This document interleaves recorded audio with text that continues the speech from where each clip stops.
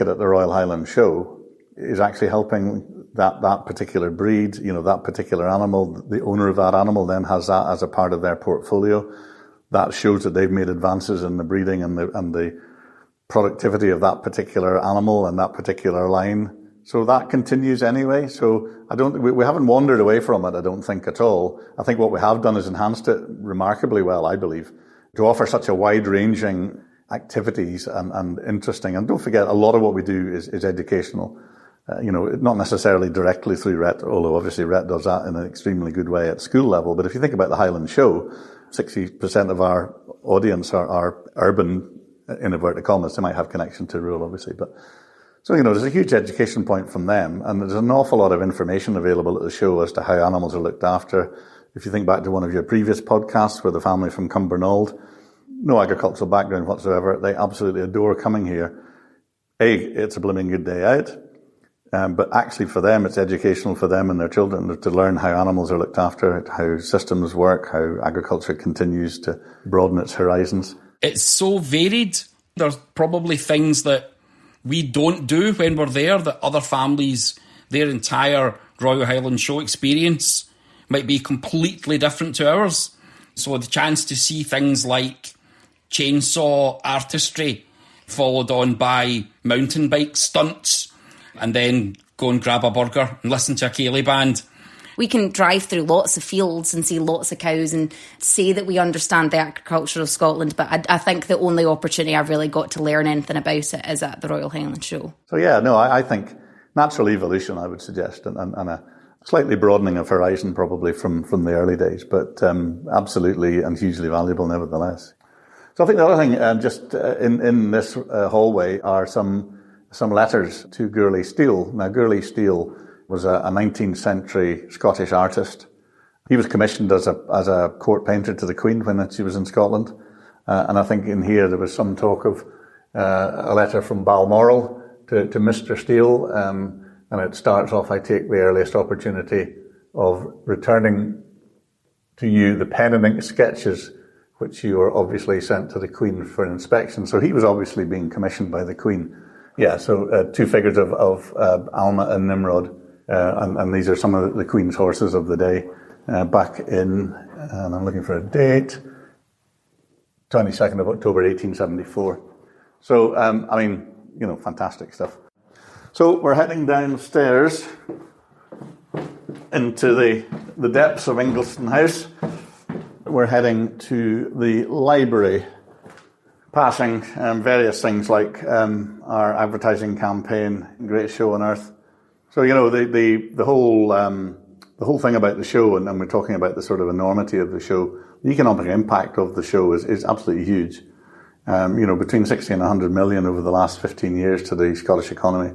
And society in its entirety is regarded, that there was a study taken a while back, and the society was contributing 60 million to Edinburgh and 250 million to Scotland nationwide. So, welcome to the RHASS Library. This is the most hugely historic part of the society here. The very first transaction book is dated 1799. So we have there's an annual transaction book every year, and I'm just going to take one down here. And I noticed that somebody has put a piece of paper in here for some reason, so we'll just open it up at that piece of paper. And we're talking about Board of Trustees of the Highland Society. It says here, indeed, if the Board of the Trustees of the Highland Society would afford encouragement to a regularly bred wheelwright to fettle in Wick and another in Thurso, this would undoubtedly be attended with the greatest of advantages. So you can see how they were starting to shape what agriculture required in the different parts of Scotland. So that was a suggestion, obviously, that they ought to try and assist the setting up of a wheelwright up in Thurso and Wick, for example. The adoption of such measures would increase spinning very considerably. So just an amazing history and record of the society dating back right to virtually its start. And here you have the proposed regulations for the Highland Society of Edinburgh. The objects of this society shall be, and then there's a whole list of regulations, etc., proposed. And that would be the forerunner of what would ultimately become the Royal Charter. So history in your hand. Can't beat that really, can you? And can anyone come in and look at this library, Bill? By appointment, yes, but actually better than that. This has now all been digitised over the last sort of 5 years, so it's available online. The amazing thing about that is that, if you want to go in, for example, as an individual, and the search engines work so well that if you would put in the name of your farm, if your farm is mentioned in any of the transaction manuals in here, it will then bring up the relevant page with reference to your farm or your establishment or whatever. So, it is now a resource for all, rather than simply a resource that's held down here. Because when you think about it, the ability for other people to have access to that is vital, because that's what keeps the history alive, isn't it? So so there you go. Right across the board here, we've got things like pictures of old shows. We've got a souvenir picture of the Highland Show. So this was at Melrose in 1936. Quite sizable, actually. Melrose Abbey in the foreground. That was obviously stretching down along the river. So just a wee wander around here looks at, some of the Farmer's Handbook, which is a Clear Harrop manual, not necessarily relating to here, but actually really important. Stephen's Book of the Farm, published by MacDonald, all about farm crops, land and equipment, livestock. So the manuals of the past, instructional manuals and encouragement manuals and Encyclopedia of Agriculture, for example. So a hugely valuable resource, and fantastic that we have it. I do wonder if these podcasts might be recorded here in the future. You never know. Might be. So fantastic. All the awards, catalogues of implements, for example, possibly the forerunner of that'll be the trade stands perhaps, but also the forerunners of the Technical Innovation Awards, for example. A hugely important part of what we were talking about, how things improve. That technical innovation is the advancement of improvement in innovation. That's a hugely important thing for us to be involved with, in my view. So if you just go to your right there, so I'm going to pick this medal off here. And so this is a medal presented by the Royal Dublin Society on the Royal Highland Agricultural Society of Scotland's bicentenary in 1984. So that is the esteem that the society is held in by other societies. And just as much as we credit them with all of their success, it's really nice that everybody is quite happy to celebrate other successes by other people. Bill, there can't be another library like this in Scotland with this record of this archive of agricultural. I wouldn't have thought so.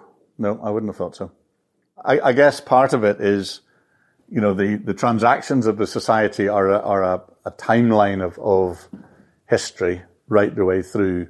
And because of the charter of the society and the charitable aim of helping agriculture in rural Scotland, within all of these transaction documents and transaction volumes are history in action of improvements that have been made, of suggestions that have been made. So quite fascinating. So we'll take a wander upstairs, and here's Alexander Cross, who was the chairman of directors from 1908 to 1910, and then honorary secretary thereafter. A very grand-looking gentleman with a nice whiskery moustache, obviously very prevalent of the day. But I'm not sure you'll see Bill Gray's portrait up here in the future. Bill Gray will be up there with a lockdown haircut. Well, maybe indeed. And so all the way up here, we've got different pieces of artwork. Andrew Meikle, a renowned East Lothian engineer, for example. All the way up here, as we go up towards the boardroom, up the main stairs, you're passing. Here's George the Ayrshire Bull, for example, painted in 1840 by Gourlay Steele. So, history in livestock. I realise, and you realise, that stock looked different in those days. But isn't it quite peculiar how stock were painted in those days? When people like, Catherine McGregor or the Scottish farmer photographers, etc., make such an effort now to capture the exact likeness of an animal, obviously photography, whereas it was artistic license in those days, wasn't it? Well, you're assuming that's the case. But of course, we weren't around in 1840 to know if that's exactly what it looked like or not. But yes, you're absolutely right. I mean, some of the perspectives of, we're looking at an Ayrshire cow here, who looks more like a beef animal on stilts, really. Quite short legs, very deep chest, no sign of ribs at all across the back, carrying a huge amount of flesh. We have to assume, I dare say, that these are accurate portrayals. And actually the next one we come to as we walk towards the boardroom is one that was commissioned by ourselves from an artist called Will Freeborn. This is Nessie, who was the winner of the overall at the last show for Major Walter in Balthayock. And we decided that it was time that we commissioned a more recent champion. I wonder whether in 240 years somebody was standing going, funny how they painted them in those days, isn't it? You know, is that what they used to look like? You know, I had the pleasure of presenting this to Major Walter at the night of one of our roadshows, and he was chuffed to bits. And why not? 50 years of showing to get a winner, you know.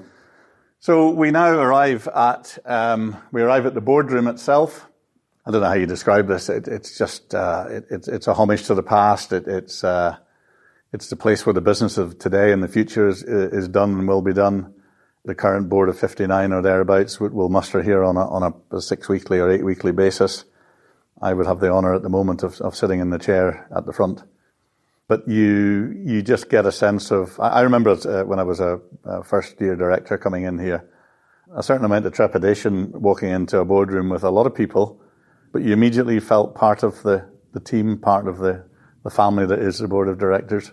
And certainly from my point of view, we now encourage as much interaction as possible within the board, and you know that this is a real hub for debate and discussion, and shaping the society of today effectively. The board of directors, they're drawn from all corners of Scotland and all aspects of agriculture nowadays, is that right? And not necessarily agriculture either. So the board is drawn from the 8 regions of the society.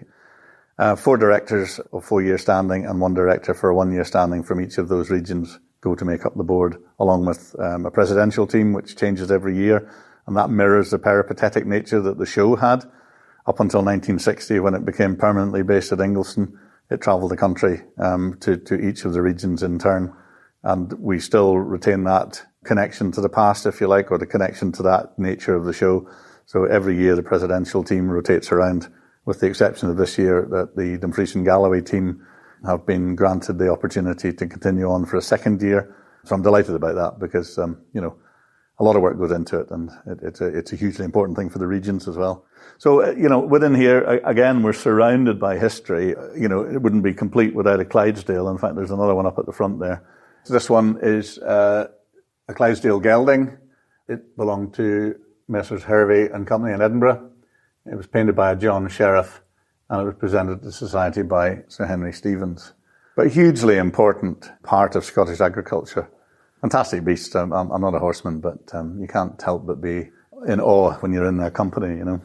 Bill, I think like you, I like to think about that gathering in the Tontine in Edinburgh, the farmers getting together and forming the society. And I like to think that I would have been there, I would have been a member of that. How do you feel about that? Absolutely. To be a pioneer in anything, I think is fantastic. I've never been one to sort of, I've made some mistakes in my farming career, I have to say, because I've maybe been a bit too quick taking on some new technology or something. But, you know, to be a forward-thinking person like that, yeah, absolutely. I would say if you talk to any of the members who are here now, to say, you know, if you'd had the opportunity to be one of those founders, I think everybody would jump at it. Yeah, it's quite mind-blowing, actually, when you think a relatively small number of people could actually start off something that's become this, you know. Bill, when you come in here to the boardroom, especially now in your role as chair, do you feel that weight of history? I do, absolutely. And I feel a huge responsibility. A responsibility to the current board for me to do the best that I possibly can to steer the society and help to lead the society, but also the weight of the history of all the chairs that have gone before me. We're standing here looking at the board of the chairman past. And yes, when you start looking down through this list, to have your name on there in such exalted company, you know, this particular board dates back to 1894. And I'm sure the family won't mind me if I mention that in 1894-95, Sir James Gibson Craig was the chair. That's the first name on this particular board. And the last name on the board is mine. So that's quite a huge honour to be part and parcel of the names on this board. And I would like to think when I get out of the seat for the time I can look back hopefully with some satisfaction